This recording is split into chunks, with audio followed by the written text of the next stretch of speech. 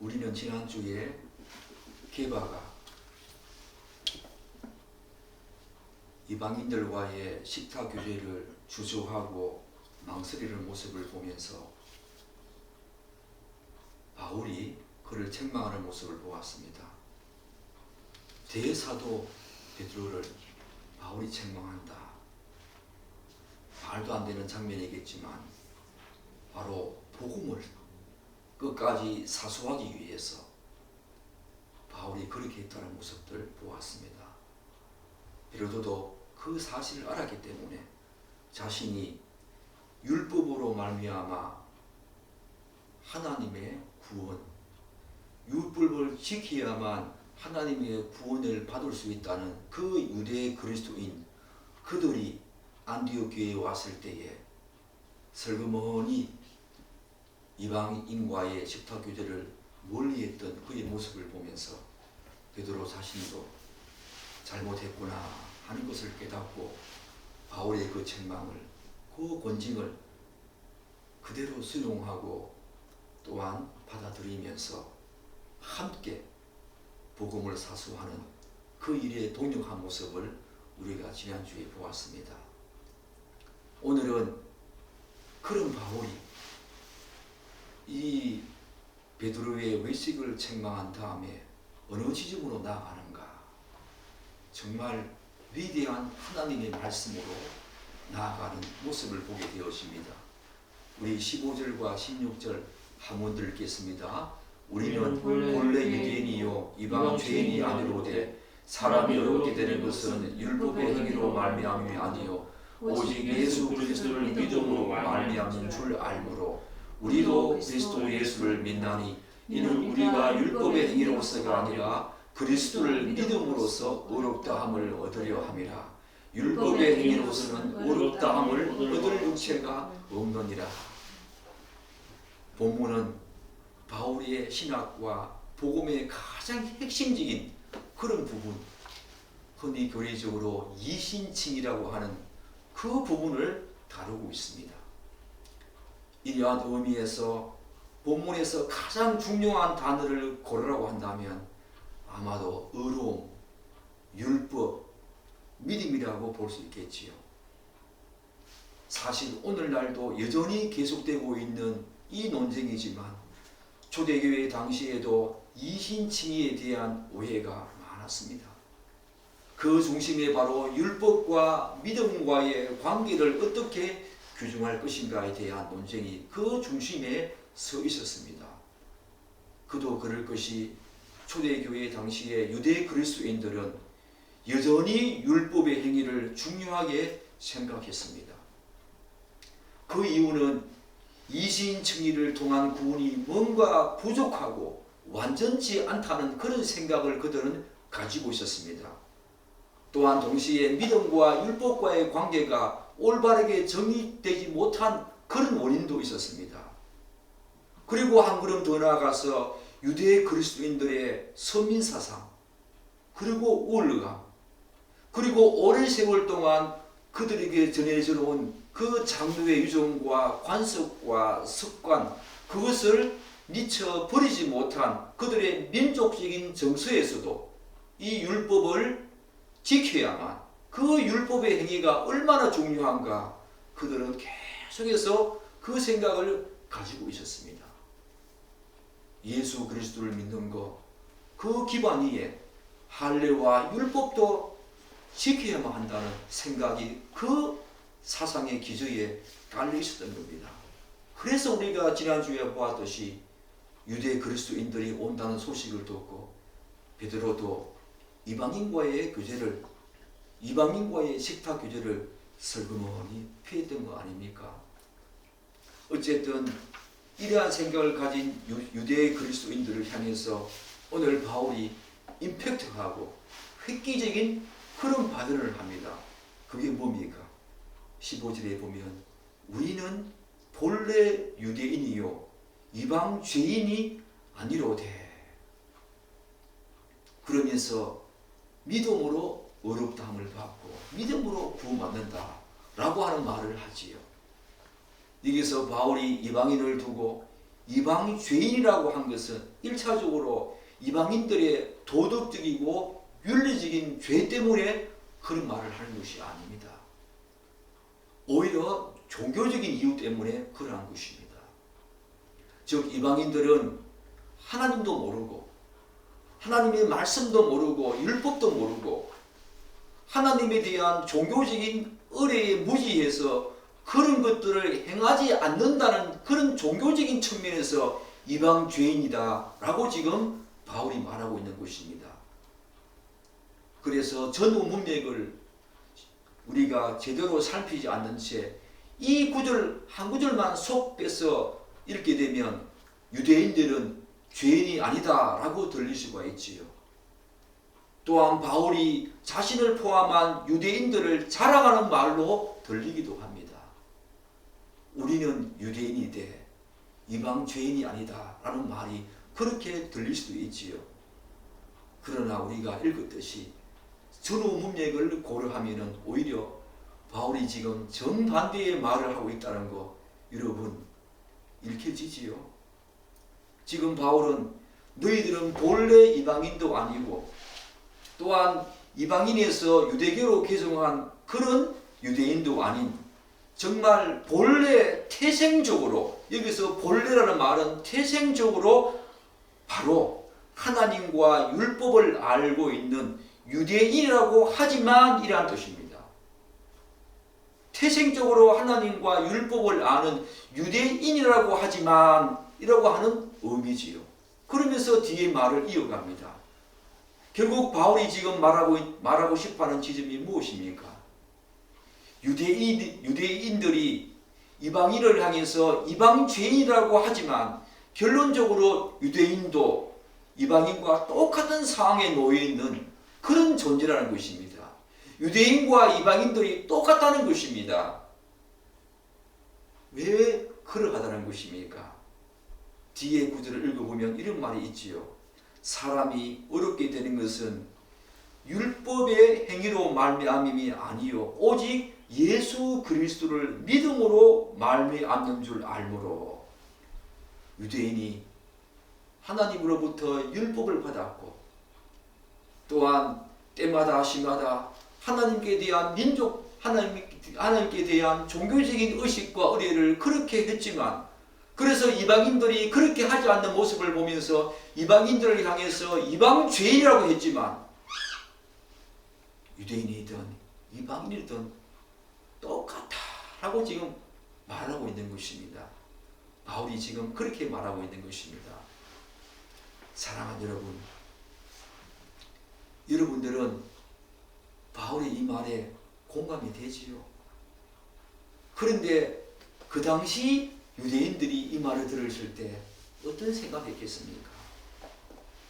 아마 주저하고 망설이고 우리는 그렇게 생각하지 않는데 라고 하면서 의문점을 가지고 있는 질문을 던진 사람도 있었을 것입니다. 한편 여기서 어렵게 되다라는 말은 제가 여러 번 말했듯이 법정적인 용어지요. 즉 재판관이 피고인에게 죄인이 아니다라고 선언하는 것입니다. 죄인이 아니라 의인으로 인정해 준다는 것입니다. 그래서 어렵다라는 말은 우리가 흔히 사용하는 구원의 또 다른 표현으로 볼 수 있지요. 너가 죄인이 아니니 바로 구원받은 의인으로 인정한다는 것입니다. 바로 법정적인 용어로 그렇게 사용하고 있지요. 그런데 중요한 지점이 있습니다. 바울은 사람이 어렵게 되는 것이 율법의 행위가 아니라 오직 예수 그리스도를 믿는 믿음으로 말미암는 줄 안다라고 말합니다. 알므로라고 말하지요. 본문에서 우리가 주목해야 될 지점과 내용이 바로 여기입니다. 안다라고 하는 이 말입니다. 즉 유대인들이 그 사실을 안다는 것입니다. 사도 바울도 알고 유대인들도 알므로라고 말합니다. 바울의 이 말은 유대인과 율법과의 그 관계에서 우리에게 굉장히 중요한 시사점을 하나 제공해 주고 있다는 것입니다. 사랑하는 여러분, 그것이 무엇이겠습니까? 그것은 일찍이 율법을 소유한 유대인들은 하나님 앞에서 어렵다 함을 받는 것은 율법의 행위로서가 아니라 율법으로는 도저히 불가능하다고 하는 사실을 그들이 안다는 것입니다. 바울도 알고 유대인들도 안다는 것입니다. 너희가 어렵게 되는 것은 율법의 행위로서가 아니라 예수 그리스도를 믿는 믿음으로 말미암아 그렇게 되는 줄 알므로라고 말하는 것은 바울도 그것을 알고 유대인들도 그것을 안다는 것입니다. 그 지점이 지금 이 대목에서 굉장히 중요한 것입니다. 율법과 또한 유대인 믿음과의 관계에서 또한 예수 그리스도의 관계에서 너무너무 중요한 지점이 안다라고 하는 이 지점입니다. 이 말을 달리하면 하나님께서 구약의 유대인들에게 율법을 주신 이유는 그들에게 무엇인가를 알게 하기 위한 목적이 있었다는 것입니다. 그렇다면 그 알게 하기 위한 목적이 무엇이었을까?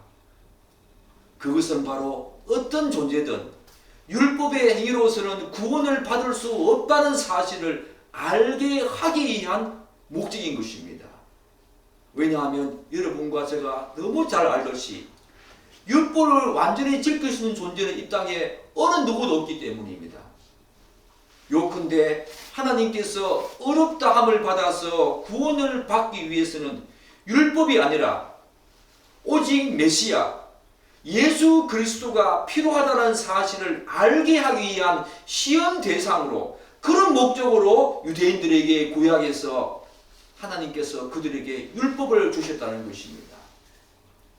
사랑하는 여러분, 여러분들은 구약에서 하나님께서 모세를 통해서 이스라엘 백성들에게 율법을 주신 목적이 이러한 목적도 있다는 거 알고 계셨습니까? 율법을 지킴으로 말미암아 구원을 받을 수 없기 때문에 그 시험 대상으로 유대인을 택해서 이제 그 행위로서는 도저히 구원을 받을 수 없기 때문에 예수 그리스도 바로 그 메시아가 이 땅에 오셔야 하고 그것을 계속 언약하지 않았습니까? 그 메시아를 통해서만 참된 구원과 어렵다함을 받을 수 있다는 그 사실, 그 목적으로 유대인들에게 하나님께서 율법을 주셨다는 것입니다. 그 사실을 오늘 바울은 우리가 그것을 안다라고 지금 이야기하고 있는 것입니다. 그 사실을 유대인들이 안다는 것입니다. 그럼에도 불구하고 유대인들은 어떻게 했습니까? 율법을 주신 하나님의 그 의도와 목적을 망각한 채 깨닫거나 또한 인지하지 못한 채 어리석게도 그것을 통해서 계속 구원을 받으려고 했다는 것입니다. 여러분 잘 알고 있지 않습니까? 유대 역사를 볼 때 그들은 모든 시대를 막론하고 하나님께서 모세에게 주신 그 율법, 그때부터 단 한 번도 율법을 제대로 준수한 적이 없습니다. 그럴 수가 없지요. 인간은 완전치 않기 때문입니다. 신이 아닌 이상 율법을 완전히 준수한다는 것은 불가능하지 않습니까? 그런데도 그들은 율법을 준수함으로써 구원을 얻고자 하는 교만에 사로잡혀 살아왔고 예수님 당시에도 그러했다는 것입니다. 유대 그리스도인들이 한 걸음 더 나아가서 유대인들은 하나님으로부터 율법을 받았다는 그 사실만으로 이방인들과 자신들을 구별하면서 선민 사상과 특권 사상에 젖어 있었던 것입니다. 하나님께서 구약에서 모세를 통해서 율법을 주신 목적이 무엇이라고 제가 말씀드렸습니까?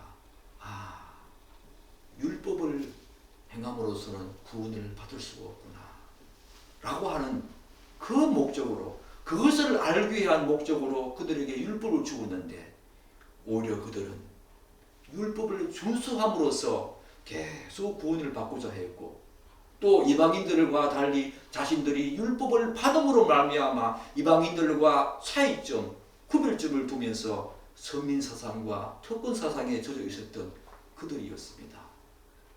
사랑하는 여러분, 여러분들도 혹시 이런 상황에 놓이지 않습니까?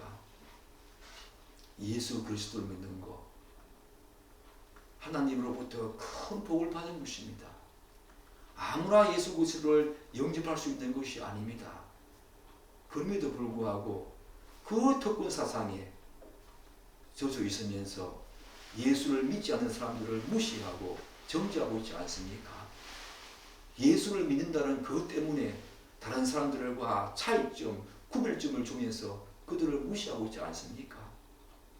여러분을 통해서 예수를 먼저 믿게 하신 것은, 저와 여러분이 예수를 먼저 믿게 하신 것은 그런 믿지 않는 사람을 정죄하고 판단하는 것이 아니라 우리를 통해서 하나님을 드러내고 우리를 통해서 구원의 통로로 삼기 위한 것인데, 믿지 않는 사람들을 그들을 향해서 우리의 특권 사상, 그런 것들을 내세우면서 자랑하거나 이방인들을, 예수 믿지 않는 사람들을 정죄하고 판단한다면 우리는 유대 그리스도인과 별다른 차이가 없지요. 그래서는 안 된다는 것입니다. 그래서는 안 된다는 것입니다. 여러분과 저를 먼저 택하여서 먼저 부르신 목적을 알아야 합니다. 그 하나님의 의도를 알아야 합니다. 유대인들에게 먼저 율법을 주신 목적이 바로 그러했듯이, 율법의 행위로서는 도저히 구원을 받을 수 없구나. 우리에게 메시아가 필요하구나. 우리를 대신해서 십자가에 돌아가신 예수 그리스도, 그분이 필요하구나 라는 것을 알기 위한 목적으로 율법을 주셨다는 것, 그거 기억해야 합니다. 오늘 그런 유대인들에게 지금 바울이 무엇이라고 말하고 있습니까? 유대인이든 이방인이든 그런 서민사상, 특권사상에 젖어 있는 그들에게 유대인이든 이방인이든 하나님 앞에서 구원을 받기 위한 조건은 다 똑같다는 것을 지금 바울이 지금 강조하고 있는 것입니다. 바울은 로마서 3장 9절에서도 동일한 내용 말하고 있지 않습니까? 그러면 어떠하냐? 우리는 나으냐? 결코 아니라 유대인이나 헬라인이나 다 죄 아래에 있다고 우리가 이미 선언하였느니라. 율법을 지키고자 했던 그들도 죄 아래에 있는 것이고, 율법을 아예 몰랐던 헬라인들도 죄 아래에 있는 것이고, 다 똑같은 조건에 있다는 것입니다. 아마 바울의 이 말에 대해서 유대인들은 상당히 불쾌한 감정을 가졌을 것입니다. 못마땅하게 여겼을 것입니다. 그러나 바울이 지금 언급하고 있는 이 말은 역사를 막론하고 어느 누구도 부정할 수 없는 만구의 진리 아닙니까? 하나님 앞에서는 다 똑같은 것입니다. 다 죄인인 것입니다.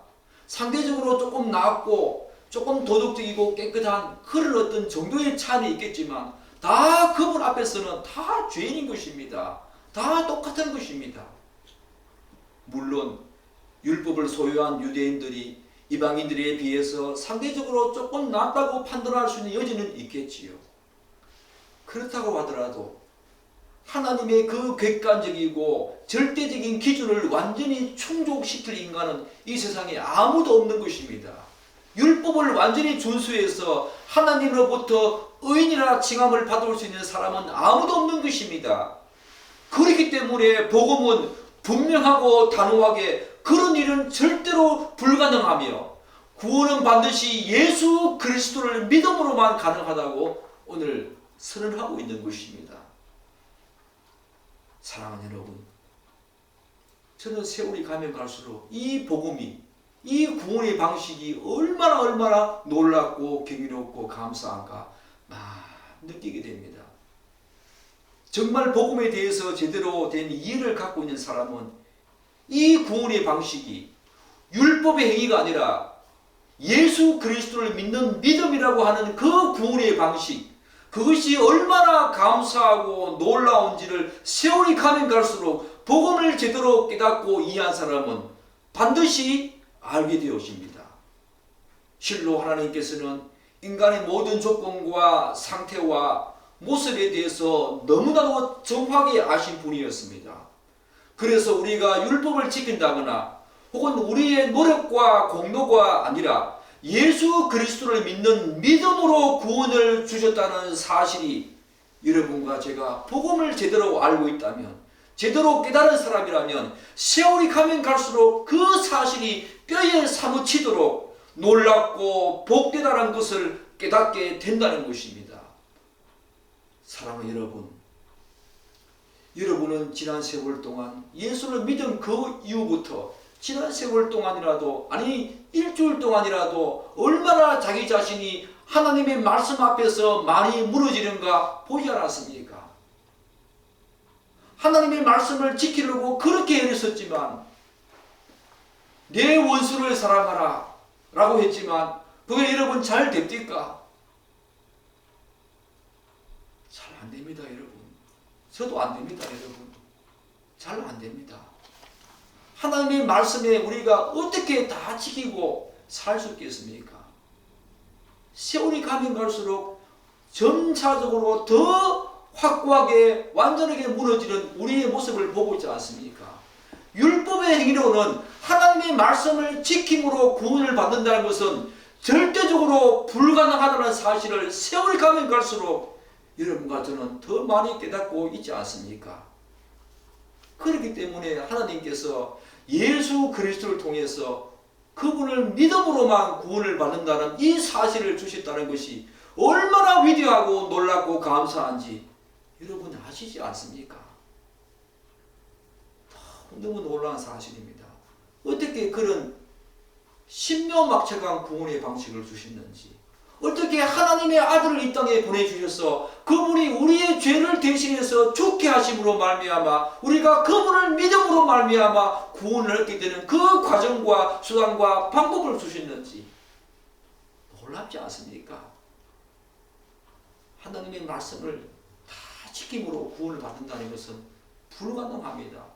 그렇다고 해서 하나님의 아들을 죽이시기까지 이 땅에 그런 구원의 방식을 주셨다는 것은 정말 놀랍고 놀라운 것입니다. 저는 그런 부분이 너무 신기하고 신묘막측하다고 생각합니다. 정말 그렇지 않습니까? 그런데 우리가 이 부분에서 다시 주목해야 될 사실이 두 가지 있습니다. 바로 예수 그리스도, 믿음이라고 하는 것. 이 두 가지, 바로 우리에게 구원을 얻게 하는 그 수단과 방법, 그 예수 그리스도, 완전한 구원의 근거, 믿음이라고 하는 구원의 수단과 방법, 이 사실이 우리에게 주목할 내용이지요. 왜 그렇습니까? 안타깝게도 우리나라의 경우에 일부 선교단체의 영향으로 사형리라고 하는 것이 있지요. 그래서 일부 선교단체의 영향으로 성경에서 말하는 믿음이 아니라 이 믿음이 왜곡되어지고 오해되는 경향이 지금 한국교회에 만연해 있다는 것입니다. 그래서 전도할 때나 수련회에서 어떤 사람이 입으로 예수를 주로 시인하기만 하면 구원받았다고 선언해버리는 정말 어처구니 없는 사실이 여러분 저도 많이 보았습니다.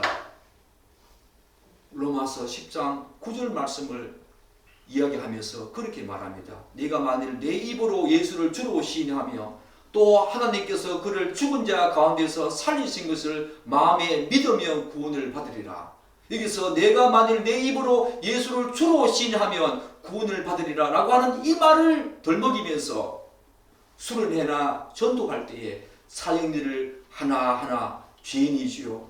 우리는 구원받을 자가 아닙니다. 그런데 예수 그리스도 그분이 우리의 구원자 되십니다. 그걸 믿습니까? 따라하십시오 라고 하면서 예수를 주로 시인하기만 하면, 입으로 시인하게 하면 목사님들이나 전도하는 사람들이 이제 당신 구원받았습니다. 박수 칩시다 라고 하면서 한 그런 모습 저 많이 보았습니다. 과거 수련회에서 수련회 마지막 날이 되면 항상 그런 모습 보았습니다. 일어서게 해서. 다 찰스 피니의 부흥에서 사용한 방법 아닙니까? 그 방법이 지금까지 오고 있다는 것입니다. 그 결과 어떻게 되었습니까? 교회 안에는 구원받은 믿음을 소유한 참신자가 아니라 오늘날 가짜 믿음과 가짜 신자가 넘쳐나는 그런 부작용이 발생했습니다. 값싼 복음과 값싼 은혜와 값싼 구원이 선포되어진 거지요. 사랑하는 여러분, 성경이 말하는 믿음이 무엇입니까? 성경이 말하는 회개가 무엇입니까? 그렇게 입으로 한번 시마하기나 하면 회개가 된 것이고 믿음을 가진 자가 맞습니까? 그렇지 않습니다. 성경이 말하는 믿음과 회개는 전인격적인 반응입니다. 먼저 지와 정과 의 전인격이 반응해야만 그것이 진정한 회개이고 진정한 믿음 아닙니까? 먼저 하나님과 예수 그리스도, 복음의 진리와 역사성에 대한 바른 인식과 바른 지식, 그 하나님의 말씀에 대한 진정한 동의가 들어가야 되지요. 지적으로 그 부분에 대한 동의가 먼저 들어가야 합니다. 그리고 그렇게 하신 그 복음의 놀라운 진리를 자기 자신이 받아들였을 때에 감정적으로 그것에 대한 기쁨이 있지요. 그것에 대한 감격과 기쁨이 있습니다. 바로 정적으로 그런 부분이 일어난다는 것입니다. 바로 이러한 인지적이고 정의적인 부분이 이제 어디로 나아갑니까? 의의적으로. 그래서 그분을 완전히 신뢰하면서 자신의 모든 인생을 다 내맡기는 이 위탁과 헌신과 봉사와 희생이, 그분을 향한 희생이 바로 따라야만 이 지와 정과 의가 함께 어우러지는 전인격적인 회개와 전인격적인 반응이 있어야만 그것이 바로 믿음이지요. 입으로 한번 주님이라고 시인했다고 해서 어떻게 그 사람이 믿음을 가진 것입니까? 그렇지 않습니다. 그렇지 않습니다, 여러분. 바로 이런 믿음이 우리에게 필요한데 일부 선교단체의 잘못된 믿음에 대한 오해와 해석으로 말미암아 오늘 한국교회에 가짜 믿음과 가짜 신자가 교회 안에 수많이 들어와 있다는 것입니다. 혹시 여러분도 그러한 자 아닙니까? 혹시 이런 믿음을 진정한 믿음으로 생각하고 신앙생활하고 있지 않습니까? 이런 측면에서 여러분들은 진정으로 회개했습니까? 진정으로 믿는 자가 맞습니까? 그분을 전적으로 신뢰하면서 내 인생에 어떤 고난과 힘든 일이 와도 그분을 전적으로 신뢰하면서 여러분을 맡기고 있습니까? 그분을 향해서 주일 뿐만 아니라 여러분의 삶 전반 속에서 그분께 온전한 헌신과 봉사와 그분께 여러분을 드리고 있습니까? 돌아보아야 합니다. 돌아보아야 합니다. 그것이 성경이 말하는 진정한 믿음인 것입니다. 그리고 우리는 왜 예수 그리스도, 구원의 근거인 예수 그리스도를 믿어야 합니까? 사도행전 4장 12절은 이렇게 말하고 있지 않습니까? 다른 이로서는 구원을 받을 수 없나니 천하 사람 중에 구원을 받을 만한 다른 이름을 우리에게 주신 일이 없다. 사랑하는 여러분, 아담과 하와가 이 땅에서 하나님께서 창조하신 이래로, 그리고 아담과 하와가 타락한 이래로 이 세상에 어느 사람, 어느 존재, 어느 성인이라고 하더라도 하나님과 인간의 관계를 회복하기 위해서, 깨어진 모든 관계를 회복하기 위해서 자신의 모든 것을 내어주신 분이 누구입니까? 어디에 그런 분이 있습니까? 자신이 하나님이신데 인간의 육체를 입고 오셔서 하나님의 모든 저주와 심판과 형벌을 다 당하시면서 자신의 피를 다 내어주신 분이 이 땅에 누가 있습니까? 부처님이 그렇게 하셨습니까? 마호메트가 그렇게 했습니까? 오로지 예수 그리스도, 그분이 그렇게 하셨다는 것입니다. 그분이 어린 양이 되어서 여러분과 제 죄를 위해서 이 땅에 오셨고, 그분이 고난 가셨고, 또한 십자가에서 그렇게 우리 죄를 위해서 하나님으로부터 철저한 버리심을 당하시는 그 아픔을 다 뒤로 간 채 십자가 지신 것입니다. 그런 분이 이 땅에 어디 있습니까? 들어본 적이 있습니까? 그분을 믿어야만 우리에게 구원이 있다고 성경은 말하고 있지 않습니까? 그것이 바로 구원의 근거인 것입니다. 그분만이 구원의 근거인 것입니다. 우리의 모든 죄를 다 지시고 십자가에서 하나님의 모든 재앙과 하와 분노를 당하심으로 말미암아 우리의 죄를 다 씻어주신 예수 그리스도, 그분을 믿어야만 성경은 구원이 있다고 말하고 있습니다. 편협한 진리입니까? 이것이 외골수이고 너무 배타적이라고 여러분 여기십니까? 이런 분이 어디 있단 말입니까? 이런 분이 없기 때문에 그렇지 않습니까? 예수 그리스도 그분만이 절대적인 진리이고 우리를 구원해 주실 메시아인 것입니다. 그래서 성경은 구원의 근거로 예수 그리스도, 구원의 방법으로 그분을 믿음으로 말미암아 어렵다함을 받고 구원을 받는다고 우리에게 말하고 있습니다. 결국 바울은 어렵다함은 율법의 행위가 아니라 오직 예수 그리스도를 믿음으로 말미암는 줄을 안다고 하면서 유대인을 포함한 자신을 우리도 라고 말한 후에 예수 그리스도를 믿음으로 어렵다함을 얻으려고 한다라고 본문을 이야기하고 있습니다. 그러면서 다시 한 번 더 강조하는 부분이 있지요. 그게 뭡니까? 율법의 행위로서는 어렵다함을 받을 육체가 없다라고 말합니다. 율법의 행위로서는 어렵다함을 받을 육체가 없다, 그런 존재가 없다고 말합니다. 사랑하는 여러분, 이것서 율법의 행위가 무엇이겠습니까?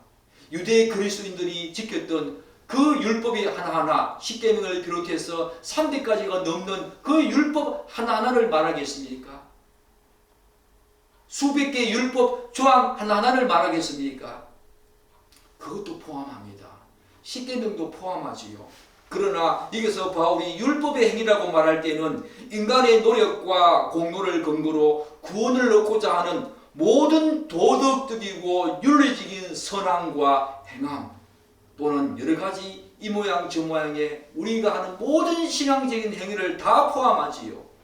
기도 많이 했다고, 말씀 많이 읽었다고, 그리고 이 땅에 살면서 가난한 사람을 도왔다, 윤리적으로 도덕적으로 좀 더 상대적으로 나은 삶을 살았다, 깨끗한 삶을 살았다라고 하는 자신의 자격과 공로를 근거로 하는 모든 공로주의, 업적주의를 율법의 행위라고 말합니다.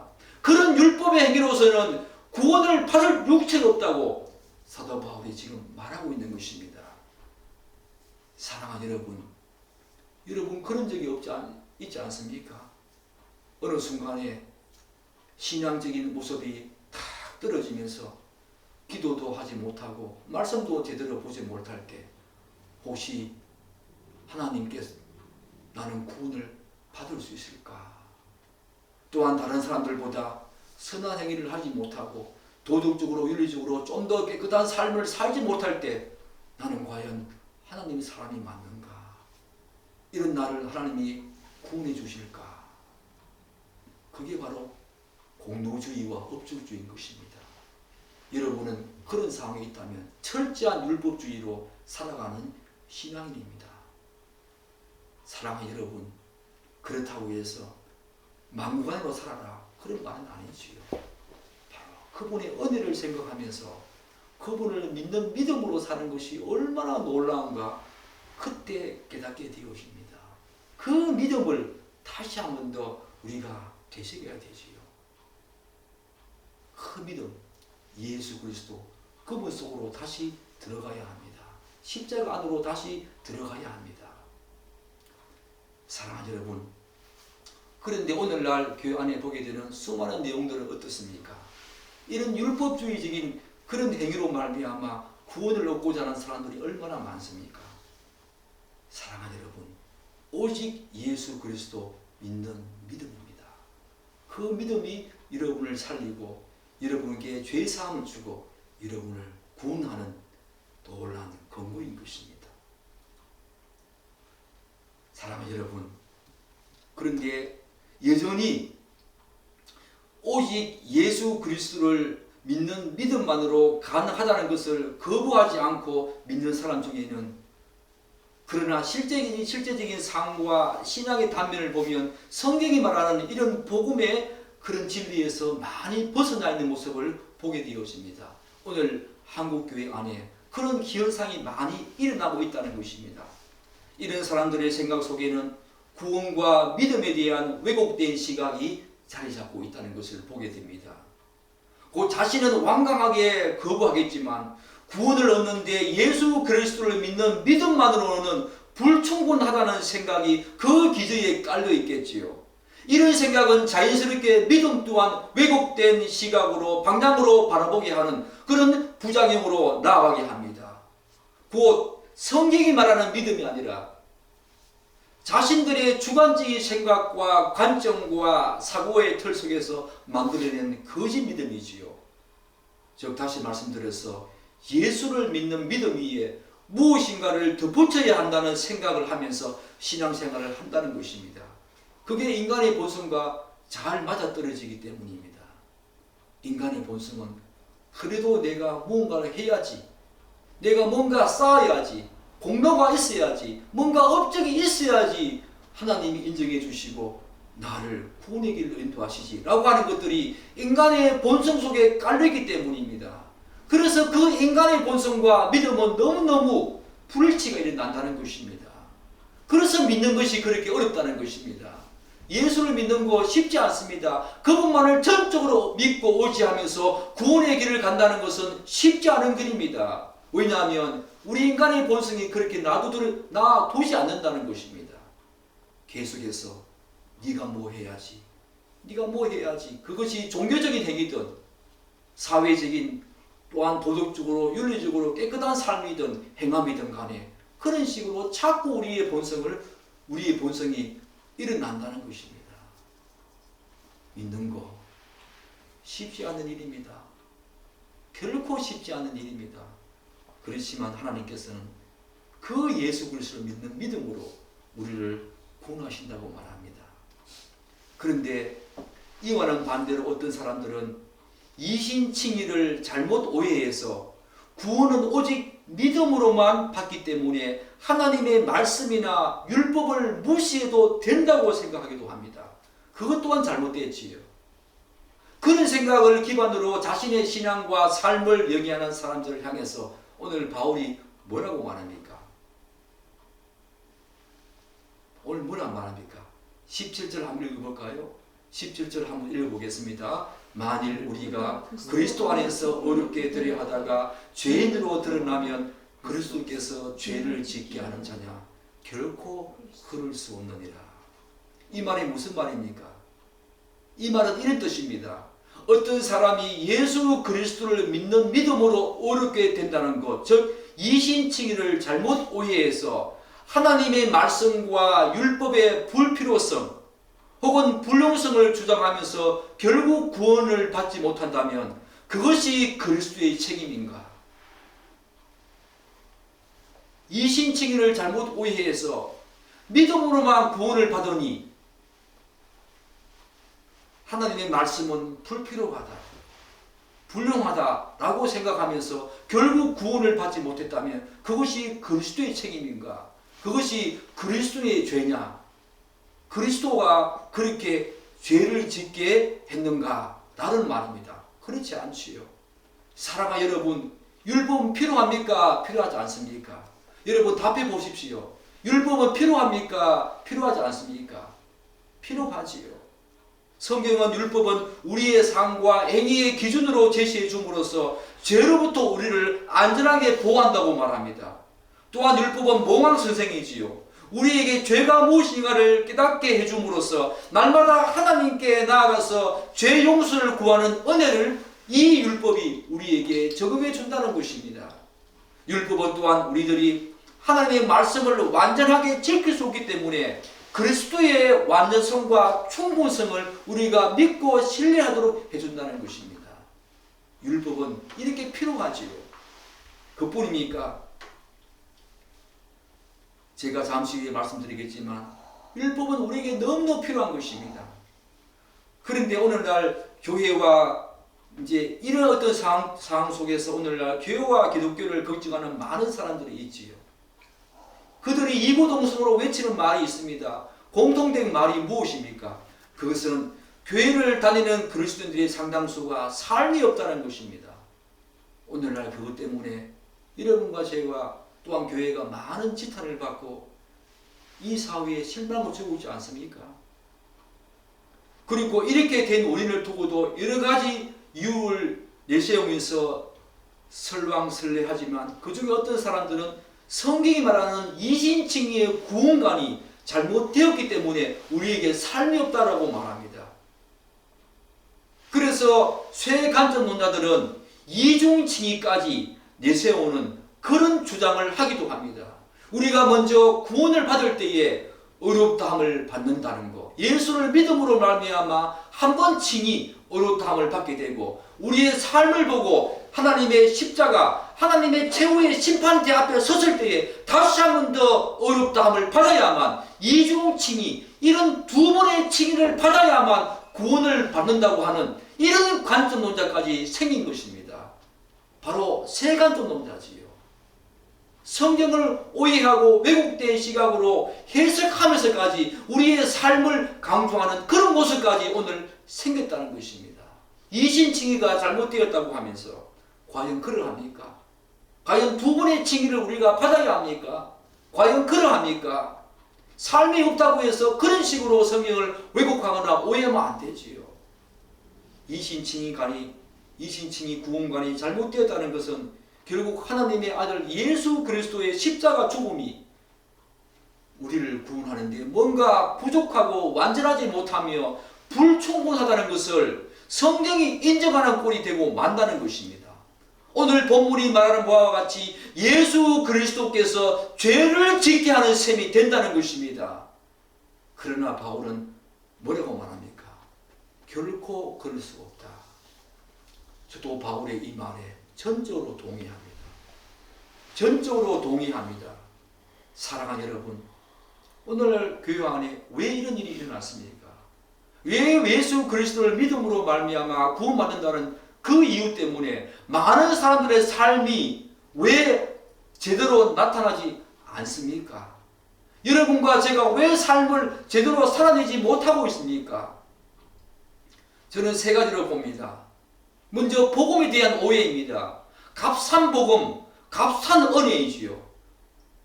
독일 히틀러 시대 때에 값싼 은혜라고 하는 말을 먼저 한 이 보네포 이야기, 값싼 은혜지요.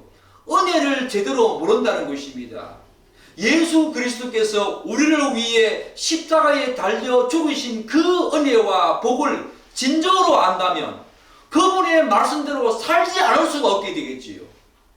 저는 그 부분을 전적으로 세월이 가면 갈수록 깨닫게 되었습니다. 하나님의 그 은혜가 얼마나 놀랍고 경이로운지 그분의 말씀대로 살아내지 않을 수가 없다는 것입니다. 바로 은혜를 제대로 안다면, 진정한 은혜를 안다면, 값싼 은혜가 아니라 값비싼 은혜를 안다면 그런 삶을 살아내지 않을 수가 없다는 것입니다.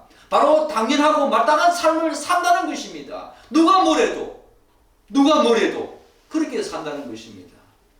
그런데 그 은혜가 값싼 은혜가 되어버렸으니 그 은혜를 제대로 알지 못하고 복음을 제대로 알지 못하니 이런 삶이 우리에게 나타나지 않는다는 것입니다.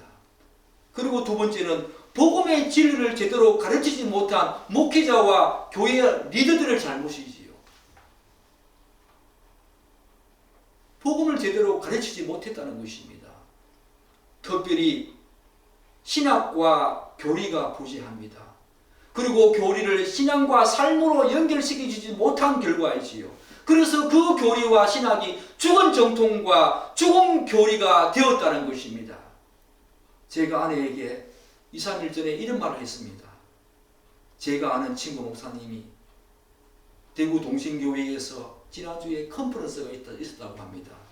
그 컨퍼런스에 참여했더니 강사가 마지막으로 하는 그 모든 컨퍼런스 내용의 가장 중요한 핵심이 이런 말을 했다는 것입니다.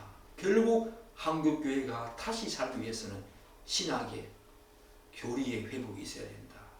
신학이 다시 교회에서 철저하게 가르쳐져야 하고 교리가 든든히 서는 교회가 되어야 한다라고 하는 말을 저에게 그 친구가 하더라고요.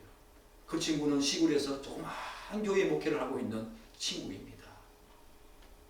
저에게 많은 은혜가 되었습니다. 저는 일찍부터 그런 생각을 하고 있었습니다. 그래서 여러분들에게 신학과 교리를 그렇게 강조하지 않았습니까? 지금도 신학과 교리를 우리는 함께 배우고 있지 않습니까? 결국 이런 신학과 교리의 부재, 죽은 정통과 죽은 교리 때문에 우리의 삶이 없는 거지. 이신칭이 구원관이 하나님을 믿음으로 말미암아 예수를 믿음으로 말미암아 우리의 삶이 없다는 것, 그것 때문에 구원이 주어진다는 그것 때문에 우리의 삶이 없다는 것은 우리의 시각이지요. 인간의 시각입니다. 은혜를 제대로 알고 복음을 제대로 알았다면 안다면 본헤도처럼 히틀러에 대항해서 죽음까지 불사하며 그런 삶을 살겠죠. 사랑하는 여러분, 성경은 구원을 3세대로 말하고 있지 않습니까? 과거의 칭의의 구원, 현재적인 성화의 구원, 미래의 영화의 구원. 사랑하는 여러분, 성화의 구원이 무엇입니까? 성경은 칭의의 구원, 과거에 그런 어렵다함을 받은 칭의의 구원을 받은 성도는 이제 이 땅에서 마땅히 하나님의 말씀을 지키고 그 말씀대로 살면서 하나님이 원하시는 성화의 구원을 이루어가야 한다고 말하고 있습니다. 비록 그 성화의 정도는 차이가 있지만 말입니다. 그분 앞에 흠없고 티가 없는 사람으로 살아가라고 말하고 있습니다. 그때 뭐가 필요하겠습니까? 하나님의 말씀과 율법이 필요하지 않습니까? 로마서 8장 39절은 그렇게 말하고 있지 않습니까? 하나님의 아들의 형상을 본받게 하기 위해서 우리를 영원 전부터 구속하기로 미리 하나님께서 작정하시고 부르셨다. 사랑하는 여러분, 로마서 7장 12절도 이렇게 말합니다. 이로보건대 율법은 거룩하고 계명도 거룩하고 어렵고 선하다. 율법은 거룩하다고 사도 바울이 말하고 있습니다. 율법이 필요 없다라고 말하고 있지 않다는 것입니다. 율법이 거룩하다. 율법은 우리에게 너무 중요하다. 율법은 이제 구원의 조건은 아니지만 율법은 여전히 우리에게 너무너무 귀한 존재이고 너무너무 필요하며 그 율법과 하나님의 말씀은 우리를 하나님의 말씀대로 제대로 살아내게 하는데 너무너무 중요하다는 것입니다. 율법의 위치가 달라졌을 뿐이지 율법이 구원의 조건이 아니다 뿐이지 그 율법은 성화의 구원을 이루어가는데 우리의 구원을 이루어가는데 필요하다는 것입니다. 반드시 필요하다는 것입니다. 사랑하는 여러분, 율법대로 하나님의 말씀대로 살아내시기 바랍니다. 오직 예수 그리스도를 믿는 믿음으로 구원을 받는 것은 틀림없지만 예수 그리스도 그분을 다시 죄짓게 하는 일은 없어야 합니다. 우리가 그분의 말씀대로 살아내므로 말미암아 하나님의 말씀이 옳다는 것, 믿음으로 구원을 받는다는 것이 옳다는 것을 우리는 증거해야 합니다. 우리의 삶으로 증거해야 합니다. 하나님의 말씀이 율법의 행위로 구원을 받는 조건은 아니지만 이제 성화의 구원을 이루어가고 그분이 우리를 택하시고 부르신 그 목적, 흠과 티가 없는 사람으로 그렇게 세워지기 위해서는 하나님의 말씀이 지금도 여전히 유효하고 우리에게 필요하다는 것입니다. 때로는 고난이 있을지라도 하나님의 말씀대로 살아내는, 그래서 이 땅 가운데 그리스도의 향기와 편지로서 여러분의 삶이 복되기를 기대하고 축복합니다. 기도하겠습니다.